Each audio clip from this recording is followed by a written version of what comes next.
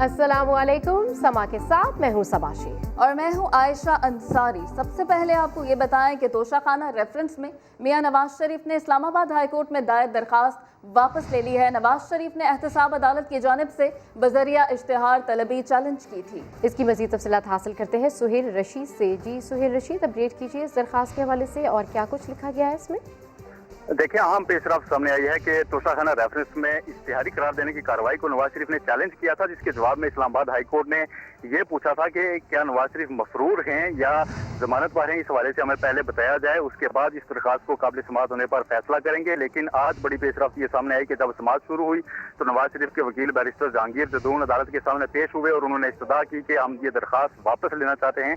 इस पर chief justice अतर मिनल्ला ने उनसे ये पूछा कि आप हमें पहले ये सिर्फ इतना बता दें कि नवाज शरीफ की जमानत का स्टेटस क्या है। ताहम इस बात का उन्होंने जवाब नहीं दिया और कहा कि मुझे सिर्फ ये हिदायत मिली है कि ये दरखास्त हम वापस ले लें। उनके साथ नून लीगी रहनुमा अता तारड़ भी मौजूद थे। अता तारड़ से जब समाअत के बाद हमारी बात हुई तो उनका ये कहना था कि हमारे पास ट्रायल कोर्ट का ही फोरम मौजूद है, हम वहाँ पर ऐसी दरखास्त दायर कर सकते हैं, इसलिए यहाँ से वापस ले रहे हैं। लेकिन इससे पहले जब पहली समाअत हुई थी तो इस्लामाबाद हाई कोर्ट ने अहम सवालात उठाए थे कि ECL से नाम निकालने का हमने नहीं कहा था, सिर्फ जमानत दी गई थी 8 हफ्तों की, वो भी मशरूत थी कि उसमें तोसी पंजाब हुकूमत ही कर सकेगी। पहले हमें यह बताया जाए कि क्या नवाज शरीफ की दरखास्त से जमानत में तोसी की गई थी पंजाब हुकूमत की जानिब से या नहीं। अगर नहीं की गई तो नवाज शरीफ ने सरेंडर करना था या फिर पंजाब गवर्नमेंट के फैसले को चैलेंज करना था। इस हवाले से मुकम्मल रिकॉर्ड पेश करके हमें मुतमीन किया जाए और साथ ही अदालत की जानिब से ये ऑब्जर्वेशन भी दी गई थी अपने फैसले में कि हमें ना तो विफाकी हुकूमत, ना पंजाब हुकूमत, ना ही नैब ने आगाह किया था कि नवाज शरीफ बैरून मुल्क चले गए हैं, क्योंकि ECL से नाम निकाला गया था वफाकी काबीना की जानिब से और उसके बाद अदालत को आगाह नहीं किया गया था। ये अहम पेशरफ पिछली समाअत पर सामने आई थी, जिसके जवाब में रिकॉर्ड तलब किया गया था, लेकिन आज कोई रिकॉर्ड तो पेश नहीं किया गया और जो दरखास्त थी वही वापस ले ली गई है मियां मोहम्मद नवाज शरीफ की जानिब से, जिसमें बजरिया इश्तिहार तलबी को चैलेंज किया गया था और एहतसाब अदालत में उनका जो मामला है वो जेर इल्तवा रखा गया था नवाज शरीफ की दरखास्त पर ही कि इस्लामाबाद हाई कोर्ट के अहकामात आने के बाद उस पर मजीद कार्रवाई आगे बढ़ाई जाएगी। अच्छा सुहेल रशीद, ये जो सवालात उठाए गए हैं, अब इनकी कानूनी पोजीशन क्या होगी? देखें, कानूनी पोजीशन तो अब उन्होंने दरखास्त ही वापस ले लिया तो यहाँ से तो केस खारिज कर दिया गया है। अब वो जो सवालात थे उनका चूंकि जवाब भी नहीं दिया गया और ना ही अदालत ने मजीद उस पर प्रेस किया है कि आप हुए उसका स्टेटस बताएं, सिर्फ एक बार क्वेश्चन किया गया। तो बुनियादी तौर पर तो अब यहाँ से जो इस्लामाबाद हाई कोर्ट के जो सवालात उठाए गए थे वो मामला तो खत्म हो गया है, क्योंकि उसका जवाब देने के बजाय दरखास्त ही जो थी वो वापस ले ली गई है। अब ये मामला इस्लामाबाद हाई कोर्ट के सामने जेर समाअत नहीं रह गया। एन मुमकिन है कि उनकी जानिब से, जैसा कि बताया भी गया था तारड़ की जानिब से, कि हम एहतसाब अदालत से। ठीक है सुहेल रशीद, इस हवाले से हमें अपडेट कर रहे हैं, इस पर मजीद भी डिस्कस करेंगे। खालिद अजीम ने भी हमें ज्वाइन किया है, लेकिन अभी आपको बताएं कि नून लीग के रहनुमा अता तारड़ का कहना है कि हमारे पास ट्रायल कोर्ट का फॉरम मौजूद है, इसलिए हाई कोर्ट से दरखास्त वापस ले रहे हैं। उसकी रेमेडी अवेलेबल है, उसकी मौजूदगी में हम नहीं चाहते कि यहाँ पर शुरू करें, बस यही इसमें और तो कोई बात है। ट्रायल कोर्ट की रेमेडी अवेलेबल है, उसकी मौजूदगी में हम नहीं चाहते कि यहाँ पर शुरू करें, बस यही इसमें और तो कोई बात। खालिद अजीम साहब, तोशाखाना रेफरेंस में नवाज शरीफ ने इस्लामाबाद हाई कोर्ट में दायर दरखास्त वापस ले लिया और नवाज शरीफ ने एहतसाब अदालत की जानिब से बजरिया इश्तिहार तलबी चैलेंज की थी। कैसे देख रहे हैं सारी सूरत हाल को? अब कितनी मजीद कानूनी पेचीदगियाँ सामने आने वाली हैं? लेकिन जी मैं समझता हूँ कि नून लीग को और नवाज शरीफ के वकला जो है उनको देने पड़ गए थे। वो यहाँ पे आए तो रिलीफ लेने के लिए थे, लेकिन ऐसे सवालात उठे जिससे ये लग रहा था कि शायद नवाज शरीफ साहब को जो यहाँ से 8 हफ्ते की जमानत मिली हुई है उसकी तनसीह का कोई हुक्म ही जारी ना हो जाए, क्योंकि अदालत ने तो कहा था कि अब वो ज़ाहिर इश्तिहारी हो चुके हैं। अदालतें मोहतात लफ्ज़ इस्तेमाल करती हैं, प्राइमा फेशी का लफ्ज़ उन्होंने यूज़ किया था, तो लेकिन लग ये रहा था कि वो शायद आगे प्रोसीड करेंगे और उसके बाद कोई शायद उनके पास दलाइल ना हो। अब उन्होंने ये दरखास्त वापस ले दी और आज उनके वकला कह रहे हैं कि हमारे पास ट्रायल कोर्ट का फोरम मौजूद है, लिहाजा हमने दरखास्त वापस दी। तो बंदा उनसे पूछे कि आप माहिरीन कानून हैं, आपको पहले भी पता होना चाहिए था कि ट्रायल कोर्ट का फोरम आपके पास मौजूद है, तो आप हाई कोर्ट में तशरीफ क्यों लाए हैं? वो हाई कोर्ट में आने के बाद जो सवालात उठे हैं उन्होंने उनको मजबूर किया कि वो ये दरखास्त वापस लें। और एक बात और मैं यहाँ पे कहना चाहता हूँ, वो ये है कि हाई कोर्ट ने एक तरह से उनके साथ नरमी बरती है कि उनकी दरखास्त को इस तरह से मेनोवान वापस कर दिया है बसूरत दीगर, और क्योंकि अभी तक उसकी मेंटेनेबिलिटी का फैसला नहीं हुआ था। लेकिन और अदालत ये भी लिख चुकी थी कि हम मुतमईन नहीं हुए कि ये अदालत में ये दरखास्त जो है ये काबिल समात है भी या नहीं। लेकिन ये अगर अदालत उस पर इस्तार करती और कहती कि नहीं, जितनी कार्रवाई हुई है उस पर मजीद जो सवालात उठाए गए आप हमें उनका जवाब दें, तो शायद मुश्किलात बढ़ जाती। और पंजाब हुकूमत के हवाले से जो दावा किया गया था उनके वकील जहांगीर जदून की जानिब से कि जी उन्होंने उसमें तोसी कर दी है, ये भी एक तरह से गलत बयानी थी और इस मामले में वो फंस सकते थे। उनको एक तरह से आज ये जो दरखास्त उनकी वापस लेने की बुनियाद पे पहली दरखास्त खारिज कर दी गई है, वो उनको बहुत बड़ा रिलीफ मिला है, बहुत बचत हो गई है। बसूरत दीगर मामला जो है वो उनके अगेंस्ट भी जा सकते थे। यकीनन। खालिद साहब, जैसे कि आपने फरमाया कि हाई कोर्ट ने एक तरह से नरमी बरती उनके साथ, तो जिस तरह अताताड़ साहब ने कहा कि हमारे पास ट्रायल कोर्ट का भी फॉरम मौजूद है, तो आपके ख्याल में क्या वो जाएंगे ट्रायल कोर्ट की तरफ? जाना पड़ेगा जी। बसूरत दीगर तो फिर वो जो इश्तहारी करार देने की कार्रवाई का आगाज हो चुका है और जिसमें गुज़श्ता हफ्ते उनको एक हफ्ते की मोहलत सिर्फ इस वजह से मिली है 20 तारीख को कि वो उन्होंने कहा था कि जी हमने हाई कोर्ट में इस सिलसिले में रजू कर रखा है, लिहाजा वहाँ के फैसले का इंतजार कर लिया जाए। तो ट्रायल कोर्ट ने कहा था कि ठीक है, ये मामला हम देख लेते हैं कि क्या हाई कोर्ट इस मामले में कुछ स्टे ऑर्डर जारी करती है या इस कार्रवाई को रोकने के लिए हमें कुछ हिदायत देती है। इस वजह से ये मामला रुक गया था। अदरवाइज अगर वो ट्रायल कोर्ट पे नहीं जाते तो ट्रायल कोर्ट तो उनको इश्तहारी करार देने की कार्रवाई का आगाज कर चुका है, वो फिर आगे बढ़ जाएगी और उसमें कुछ वक्त लगता है, लेकिन फिर अल्टीमेटली जब बल्ला पेश नहीं होता तो वो उसको इश्तहारी करार देने का अमल जो है वो अपने अंजाम को पहुंच जाता है। बहुत शुक्रिया खालिद अजीम साहब, आप अपने तज्जिए से हमें आगाह कर रहे थे। लाहौर में 8 घंटे की बारिश ने हर तरफ पानी ही पानी कर दिया। बेशतर शाहराहें और गलियां ज़ेरे आब आ गई। दफ्तर जाने वालों की गाड़ियां भी पानी में बंद हो गई। मुसलसल बारिश के बायस नहर भी ओवरफ्लो हो गई और पानी सड़क पर निकल आया। जी हाँ, तेज बारिश के बायस मकानात की छतें भी गिर गईं। हरबंसपुरा की अगर बात करें तो वहाँ 2 अफराद जान से गए। महकमा मौसमियात के मुताबिक रात से अब तक 189 मिलीमीटर बारिश हुई है, जो कि रवां सीजन में सबसे ज्यादा है। मॉनसून का तूफानी सिलसिला अपने जोबन पर। रात गए से सुबह तक मूसलाधार बारिश। 8 घंटे मुसलसल बादल बरसने से शहर में हर तरफ जलथल एक हो गया। छोटी बड़ी सड़कें और गलियां मोहल्ले पानी में डूब गए। दफातर जाने वालों को परेशानी का सामना करना पड़ा। गाड़ियां और मोटरसाइकिलें बंद होती रहीं।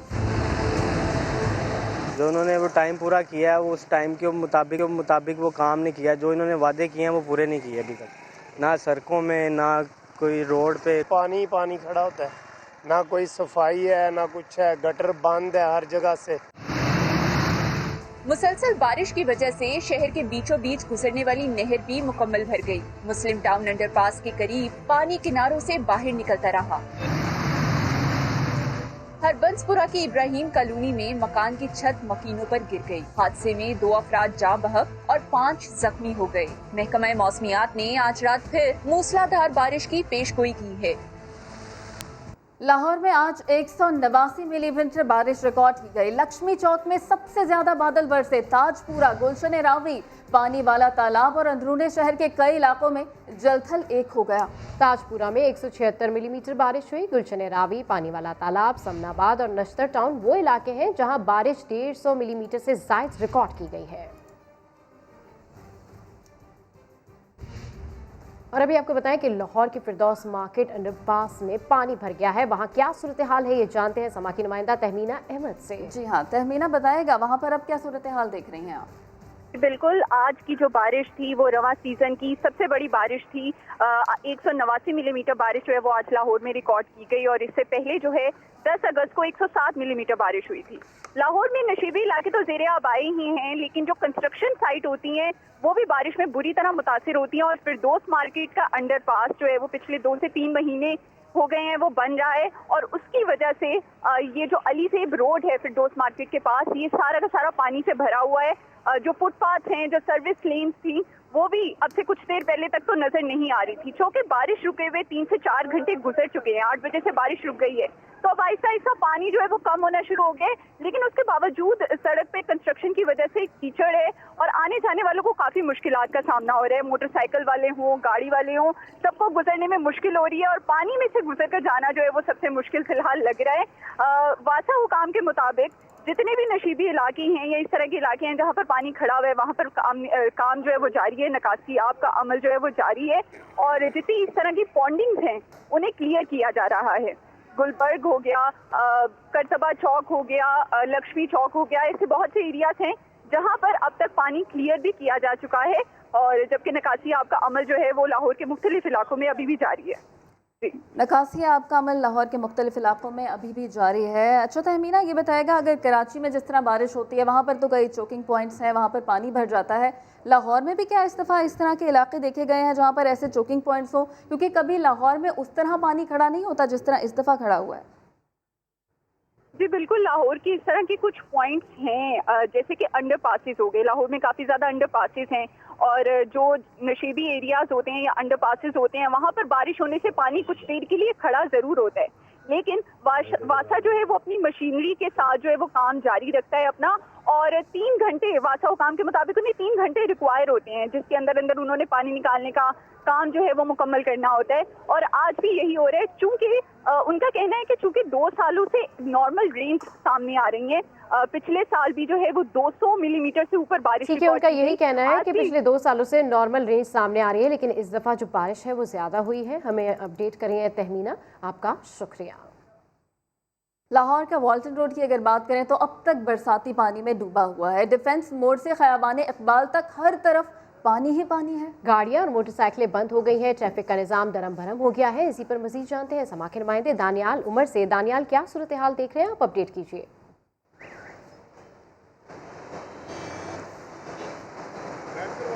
दानियाल, आपको आवाज आ रही है?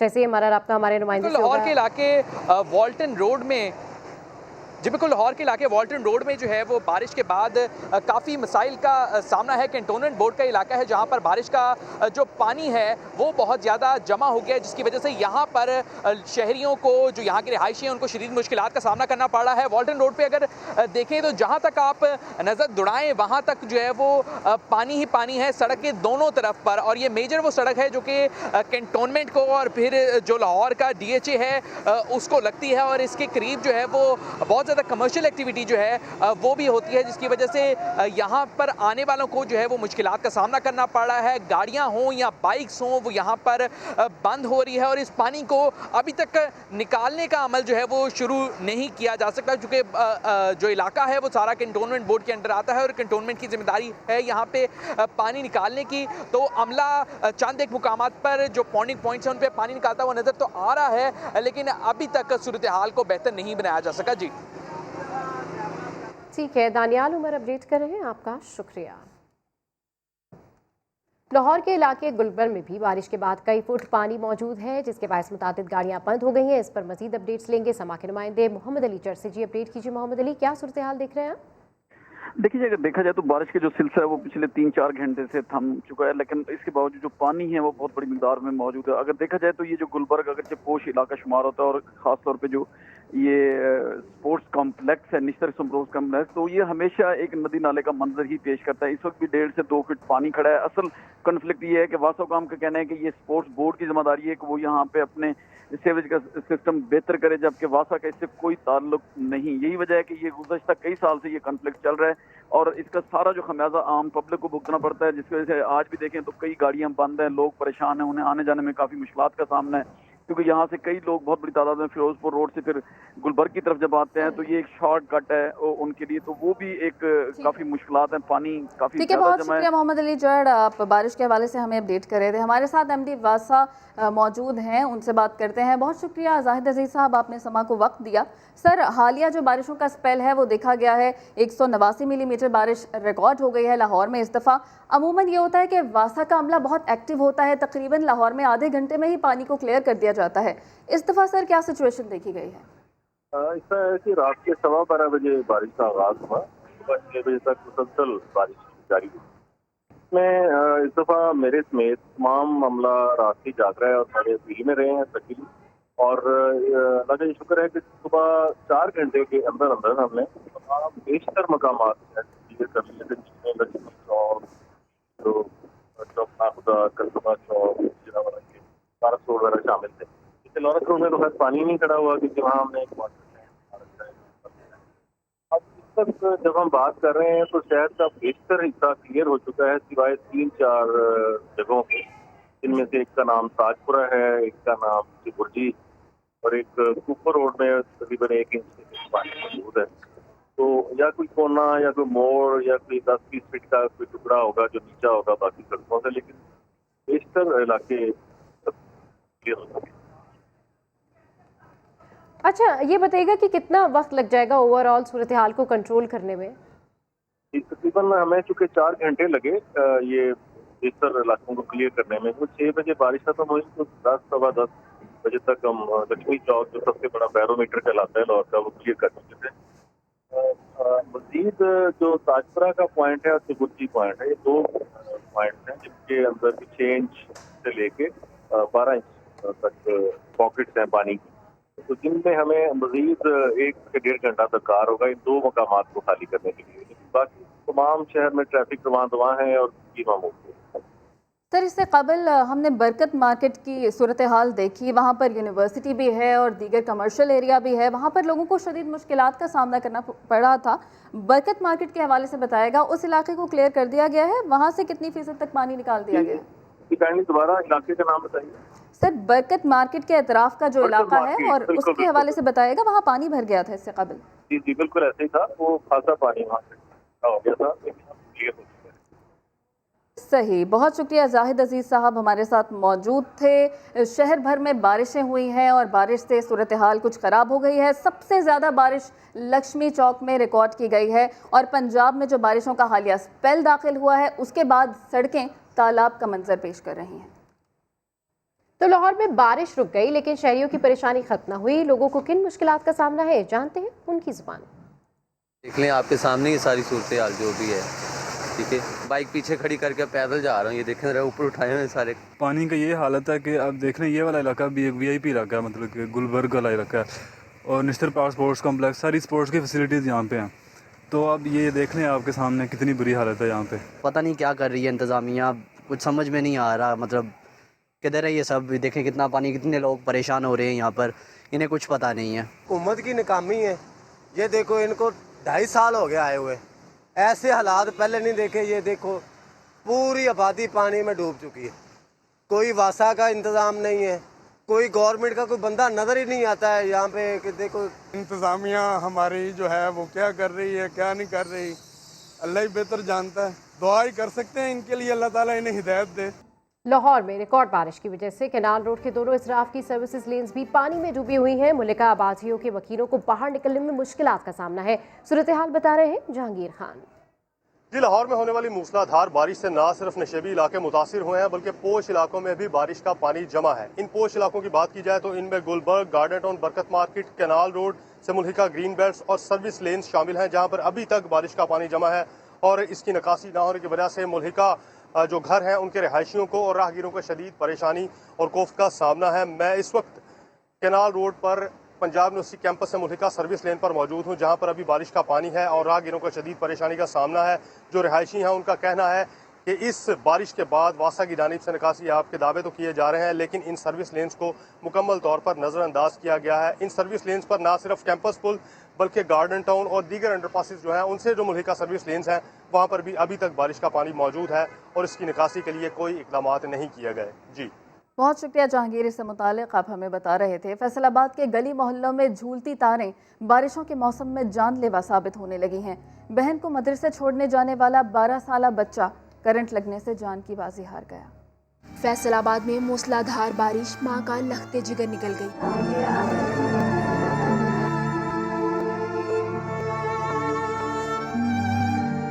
हिजवेरी टाउन का 12 साला असदुल्ला बहन को मदरसे छोड़कर वापस आ रहा था कि बारिश के पानी में डूबे खंबे से इसे करंट लगा और इसकी जान ले गया। छोटी बहन को छोड़ने गया था मदरसे, वापसी आ रहा था, रास्ते में पानी था, पानी में से करंट लगा, उधर ही शहीद हो गया। पास कोई भी नहीं गया, दूर से बचाने की कोशिश की है। अहले इलाका के मुताबिक पहले भी खंभों से झूलती तारें बारिश में कई बार हादसात का सबब बन चुकी हैं। हादसा पहले भी ऑलरेडी हो चुके हैं। ये ज़रा देख लीजिए, ये कैसा मरकज़ है, ये सारा उसमें भी करंट आ जाता है। कंप्लेन भी करते हैं लेकिन वापटा वाले कोई ऐसा एक्शन नहीं लेते हैं। आते हैं तो बहुत देर से आते हैं। शहर में बारिश की वजह से मुख्तलिफ हादसात में छतें गिरने से 3 अफराद जख्मी भी हो चुके हैं। कैमरामैन हाफिज अवैस के साथ शाहीन शहजादी, समा, फैसलाबाद। बारिश की कई शहरों में तबाही। शहर शहर बारिश की तबाहकारियों पर एक नज़र इस रिपोर्ट में। बरसात हादसात का सबब बनी, 7 लोग जान से गए। चिन्योट में बारिश के बायस 4 मकानों की छतें गिरने से एक शख्स जाँ बहक, 10 जख्मी हो गए। शेखुपुरा में जहां बरसात ने बच्चों बड़ों का चलना मुश्किल कर दिया, वहां गम भी दे गया। मकान की छत गिर गई, 2 अफराद जाँ बहक हो गए, 7 अफराद जख्मी। चकवाल में कल्लर कहार कस्बा भाल गांव के करीब मिट्टी का तौदा गिर गया, 3 अफराद जान की बाजी हार गए, 5 जख्मी हो गए। हाफिजाबाद के गांव सागर में मकान की छत गिर गई, एक शख्स जाँ बहक हुआ। खुशाब यूनियन काउंसिल मंगवाल बरसाती नाले के पानी में डूब गया। लोग अपनी मदद आप के तहत कार्रवाइयों में मसरूफ हैं। मॉनसून बारिशों से पंजाब के दरियाओं और नालों में पानी का बहाव बढ़ गया। फ्लड फोरकास्टिंग डिवीजन ने अलर्ट जारी कर दिया। मजीद जान लेते हैं, मोहम्मद लुकमान हमारे साथ मौजूद हैं। तो लुकमान, बताइएगा इस वक्त क्या सूरत हाल है और फ्लड फोरकास्टिंग डिवीजन ने अलर्ट भी जारी कर दिया है।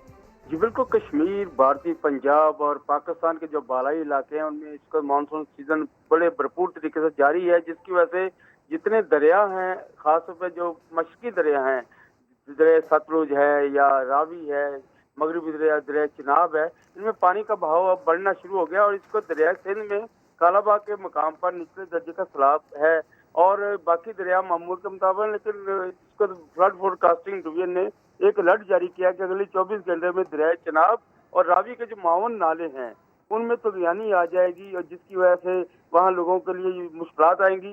इसके अलावा जितने ये रोद कोई नाले हैं डीजी खान और राजनपुर में, उन पे भी सैलाब की पेशगोई की गई है। जी सही, बहुत शुक्रिया मोहम्मद लुकमान।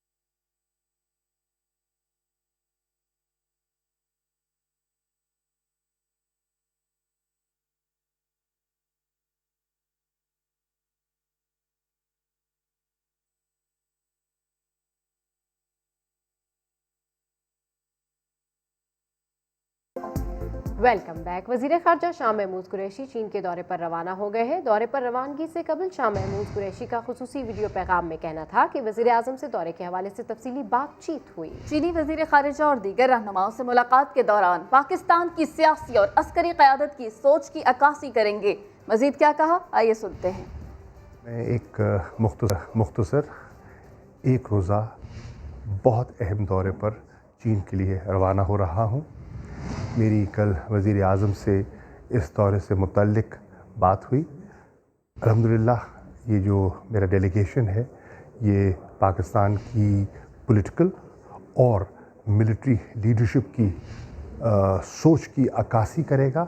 और मुझे उम्मीद है कि फॉरेन मिनिस्टर वांग यी के साथ जो मेरी मुलाकात हो रही है वो दोनों मुल्कों के लिए मुफीद साबित होगी। पुलिस बज़ाहिर शहरियों के तहफ़्फ़ुज़ में दिलचस्पी नहीं रखती। सिंध हाई कोर्ट लापता अफराद केस की समाअत में पुलिस हुकाम पर बरहम हो गई। रिमार्क्स दिए कि बार बार एक ही रिपोर्ट पेश कर दी जाती है। आप लोग केस से मुतालिक बुनियादी दस्तावेज़ात भी पेश नहीं कर सकते। मज़ीद तफ़सीलात जानते हैं नुमाइंदा समा इरफानुल हक से। जी इरफान, अपडेट कीजिए। देखें, ये दर्जनों लापता अफराद के मुकदमात की आज समाअत हो रही है और इस मौके पर जो मुख्तलिफ रिपोर्ट्स अदालत ने देखी हैं उस पर अदालत न सिर्फ नाराज़गी का इज़हार किया है बल्कि ये रिपोर्ट्स मुस्तरद की हैं। अदालत ने मजमूई तौर पर जो पुलिस की कारकर्दगी है उस पर बरहमी का इज़हार करते हुए रिमार्क्स दिए कि केस 5-5 साल से लटके हुए हैं और आप लोग रिवायती किस्म की रिपोर्ट ले आते हैं और ये सिर्फ कागजी कार्रवाई की जाती है और जो फाइलें हैं वो भरी जाती हैं। एक शहरी के मुतालिक दरख्वास्त गुजार ने बताया कि उसका जो मोबाइल डेटा था 2015 का, उसके मुताबिक वो एक कानून नाफिज करने वाले इदारे का हेडक्वार्टर था, जिस पर अदालत ने हुक्म दिया कि फौरी तौर पर मोबाइल डेटा का रिकॉर्ड हासिल किया जाए और अगली समाअत पर उसकी लोकेशन पेश की जाए। और अदालत ने आई सिंध और होम सेक्रेटरी को भी तलब किया है और कुछ देर बाद वो भी अदालत में पेश होंगे। जी ठीक है, इरफानुल हक अपडेट करें, आपका शुक्रिया। KPT से गुलबाई और हॉक्स पे सफ़र करने वाले ज़रा सोच समझकर सफ़र करें। जी हाँ, माड़ीपुर रोड की टूट फूट ने ट्रांसपोर्टर्स और ट्रैफिक वार्डन्स की नाक में दम कर दिया है। इस हवाले से रिपोर्ट करेंगे मुदस्सिर नज़ीर।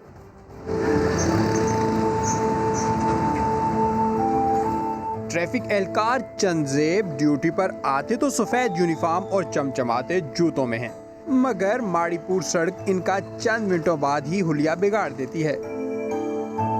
सुबह बिल्कुल कपड़े वपड़े नए, जूते पॉलिश किए होते हैं, लेकिन आधे घंटे के बाद हमारी ये हालत होती है कि देखने की नहीं होती है। डेली के बुनियाद पर हमें यूनिफॉर्म चेंज करना पड़ता है। यहाँ 3-3 फुट के गड्ढे गाड़ियों का बुरा हाल कर रहे हैं। KPT से हॉक्स बे तक ट्रैफिक जाम होना मामूल बन चुका है। माड़ीपुर रोड पर माल बरदार गाड़ियों की टूट फूट से ट्रांसपोर्टर शदीद परेशान हैं। 7,000 का चक्कर है टोटल और नुकसान जो हमारा हुआ है 70-80 हज़ार रुपये का नुकसान है। कम से कम नहीं करो तो रात 11-12 बजे तक हम खुआ रहे हैं। तकलीफ है ये रोड जो है ना कोई बना दे, ये तो बिल्कुल लवारिस हो गया। नुकसान अभी टेर का नुकसान है, कमानियों का नुकसान है। इतना हमारा किराया नहीं है जितना हमारे को नुकसान भरना पड़ जाता है इसके ऊपर। एतवार से लेके दूसरे एतवार को तक भी ये जाम रहता है। ये रोड ये काड़ों का वजह से ट्रैफिक जाम की वजह से लियारी एक्सप्रेसवे पर आने वाली गाड़ियों को घंटों लग जाते हैं, मगर शहर के इंफ्रास्ट्रक्चर पर किसी का ध्यान नहीं। कैमरामैन फरहान यूसुफ के साथ मुदस्सिर नज़ीर, समा, कराची। कराची के इलाके लसबेला चौक के करीब कारखाने में लगने वाली आग पर फायर ब्रिगेड की 5 गाड़ियों ने 2 घंटे की जद्दोजहद के बाद काबू पा लिया। आतिशज़दगी के नतीजे में 3 गोदामों में मौजूद लकड़ी का फर्नीचर जलकर राख हो गया। लसबेला चौक के करीब 2 मंजिला इमारत के ग्राउंड फ्लोर पर अचानक आग भड़क उठी, जिसने देखते ही देखते पूरी इमारत को अपनी लपेट में ले लिया। इत्तला मिलते ही फायर ब्रिगेड की 5 गाड़ियां आग बुझाने पहुंच गईं। 2 घंटे की जद्दोजहद के बाद आग पर तो काबू पा लिया गया, लेकिन मुतासरा इमारत के 3 गोदामों में मौजूद लकड़ी का फर्नीचर जलकर खाकिस्तर हो गया। गोदामों के मालिकान ने बताया कि आग शॉर्ट सर्किट के बायस लगी। फायर ब्रिगेड हुकाम के मुताबिक आतिशज़दगी में किसी किस्म का कोई जानी नुकसान नहीं हुआ।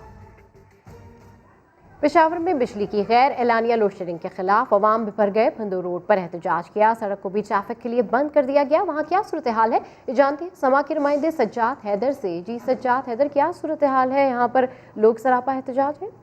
जी बिल्कुल, इस टाइम हम यहाँ पर दोरा चौक फंदू रोड पर मौजूद है और यहाँ पर जो है इलाका मकीनों की जानिब से इस टाइम लोड शेडिंग के खिलाफ जो है मुजाहरा किया जा रहा है। पानी की भी इलाके में किल्लत हो गई है, लेकिन कई दफ़ा वो आला हुकाम से इस सिलसिले में बात कर चुके हैं, लेकिन उनका मसला जो है हल नहीं किया जा रहा। तो यहाँ पर इस टाइम इलाके के जो है तमाम लोग निकले हुए हैं। रोड को जो है मुकम्मल तौर पर ट्रैफिक के लिए ब्लॉक कर दिया गया और उनका यही कहना है कि जो नारावा लोड शेडिंग जारी है इस इलाके में उसको जो है ख़त्म किया जाए।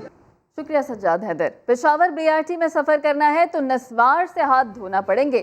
सफ़र के लिए SOP सख्त, मास्क लाजमी लगाना होगा, वरना बस में दाखिला नहीं मिलेगा। सज्जाद हैदर ने ही रिपोर्ट बनाई है। अगर कोई शहरी BRT बस में सफ़र करने का ख्वाहिशमंद है तो इसे अपनी नस्वार से हाथ धोना पड़ेगा, क्योंकि बीआरटी इंतज़ामिया ने बस में सवारी करने वाले मुसाफिरों के लिए नस्वार पर पाबंदी आयद कर रखी है। नस्वार ये हम बस पे नहीं छोड़ते, तो मतलब ताकि लोग का सफ़र खुशगवार रहे, तो इसे कंपल्सरी सर। शहरियों ने भी बस में नस्वार के इस्तेमाल पर पाबंदी को खुशाइन करार दे दिया। बहुत अच्छा काम किया है, क्योंकि इससे गंदगी फैलते हैं तो फिर वो होता है कि बस में सफ़र खुशगवार नहीं होते। ये बहुत अच्छा काम किया है। कोरोना वायरस से बचाव की एहतियाती तदबीर के तहत इंतज़ामिया की जानिब से बग़ैर मास्क के मुसाफिरों को बस में सवार होने की इजाज़त नहीं दी जाती है। कैमरामैन सफ़ल्ला के साथ सज्जाद हैदर, समा, पेशावर। स्पोर्ट्स न्यूज़ शामिल करते हुए आपको बताएं कि पाकिस्तान क्रिकेट बोर्ड ने नवंबर में PSL 5 के बकिया मैचेस कराने का फैसला कर लिया, जिसके बाद जिम्बाब्वे के खिलाफ होम सीरीज अब नवंबर के बजाय अक्टूबर में होगी। जी हाँ, इसी हवाले से हमारे नुमाइंदे अली हाशमी हमारे साथ मौजूद हैं। अली, बताइएगा, एक लंबे ब्रेक के बाद अब PSL मैचेस होने जा रहे हैं, तफसीलात क्या हैं? जी, अक्टूबर में तो अब चूंकि जिम्बाब्वे की टीम का दौरा है पाकिस्तान का, और इसमें वो यहाँ पर आकर 3 टेस्ट मैचेस और वनडे मैचेस और T20 मैचेस खेलेगी। उसके बाद जो है PSL के जो बकिया मैचेस जो रह गए थे वो इस वक्त करवाए जाएंगे। उसके बाद जो नई PSL है, PSL 6 जो है वो 5 और 6 जो है ये नवंबर और फिर फरवरी में करवाई जाएगी। जी सही, बहुत शुक्रिया अली हाशमी, से मुतालिक आप हमें बता रहे थे। बुलेटिन से फिलहाल इतना ही। एक ब्रेक के बाद हाजिर होंगे हेडलाइंस के साथ। आप देखते रहिए समा।